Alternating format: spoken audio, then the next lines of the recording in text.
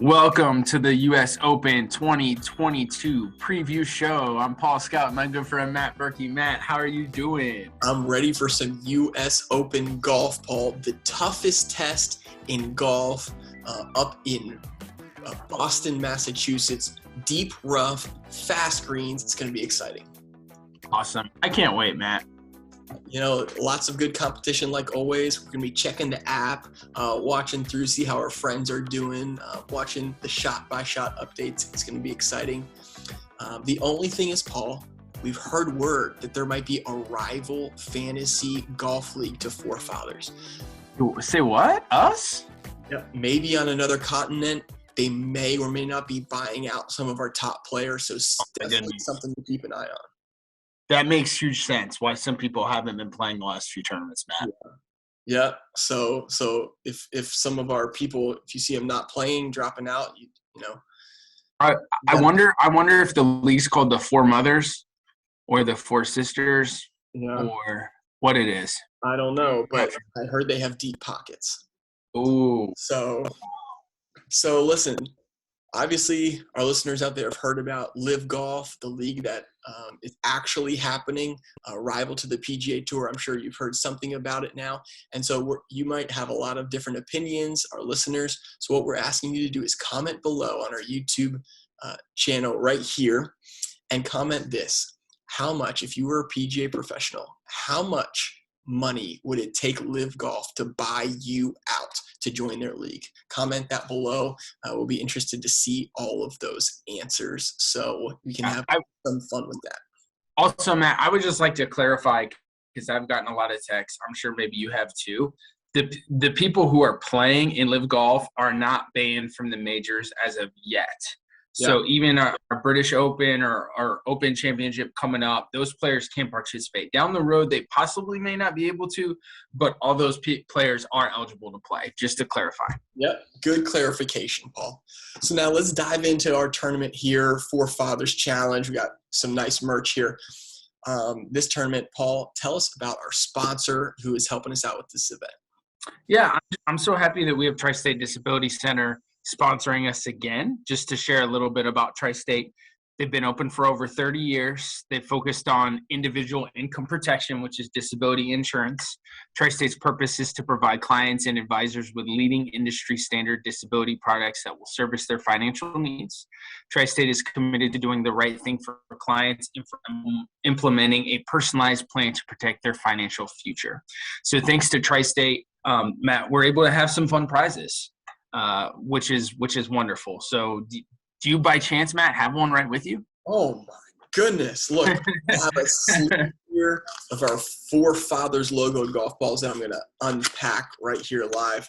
A box opening, unboxing. These are Vice golf balls, a nice middle of the line golf ball with our Forefathers logo right there. So our top 3 finishers all get a sleeve of golf balls mailed to them after the tournament and a gift card as well. So thank you so much. Looking forward to that. Paul, we've got some new people joining our tournament this time and some returning people.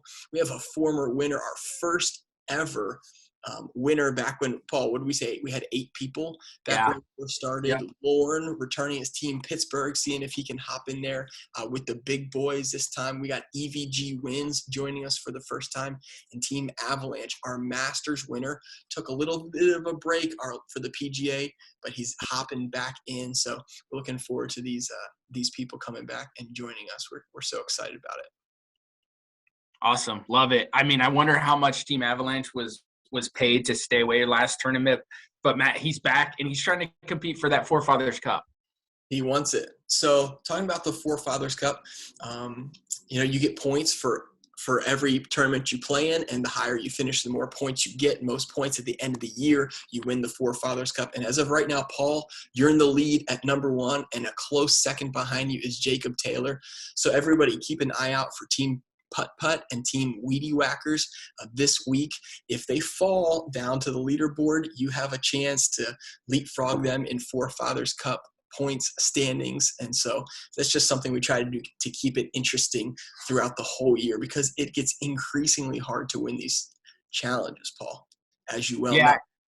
And I would say that did being in competition for that trophy, that Forefathers Cup, did make me think a little more conservative, partly choosing the team instead of kind of being aggressive and going for the all-out win, thinking about those Forefathers Cup points. All right, plays big picture strategy. So Paul, let's talk about some picks that our contestants have chosen so far.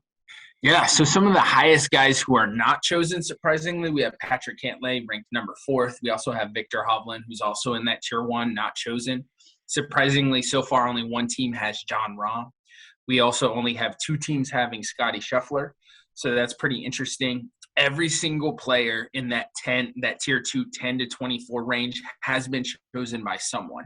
So that shows me that a lot of teams are going with that choose 4, that tier 2. We've seen Tony Finau, a lot of other guys be very popular. Jordan Spieth in that. I think 7 teams have Jordan Spieth. And some of our most frequently chosen guys, we have Will Z, 10 teams have him. Rory, 9 teams have him. So a lot of different options and a lot of different strategies. Matt, you have any comments on that? Yeah, my only thought is, Paul, last time you and I both had Will Zalatoris, and you and I finished 1-2, and now he's the most popular pick. I think some people are maybe piggybacking off that last major, those results, and better hope that Will Zalatoris can do it for 2 majors in a row, or else there are going to be a lot of people down at the bottom of the leaderboard without him. Yeah, and it's not even 2 in a row, Matt. He's had, if we look at his major history, he's been great at the major. So some teams are just trying to capitalize on that. And can we blame him? He does have some unusually consistent success in majors. He almost swayed me to go to that tier 2 option, but I chose 6 tier 3 players again. Missing Will Z in that tier 3 option, but I still went with it because, I like the way it falls. So we'll see how it works out. So Paul, we're in the Northeast playing golf. What does the weather look like this week? Yeah, weather's going to be pretty windy throughout the week. It's looking like for Thursday, the morning groups are going to have a slight advantage with about 7 miles per hour less winds in the afternoon, which could get up to gusts of 30 miles per hour. Friday in the afternoon, we may see some rain, about 40% chance of rain in Friday afternoon. And then it could, throughout the weekend, it could go from 27, 28, all the way down to 20 miles per hour. So throughout the week, we should see anywhere from 20 miles per hour winds to 30, which could really, depending on what group you're in and where you're at and how the weather is, it could completely impact the championship. And we've seen that before. Yeah. We'll see if the U.S. Open gives us the toughest test in golf. Tough course, Northeast. If there's wind, it makes it all the harder. So, Paul, if you had to choose who is going to win the tournament, you had to guess. Who would you say? What player win the U.S. Open? I would go with Rory McIlroy. I think a lot of people have chosen him. He's the hottest guy. Him and Justin Thomas are the 2 hottest players on the planet right now. I wouldn't be surprised if we see them just like last week going down to the wire and possibly being 1-2. Now, we could have some prime.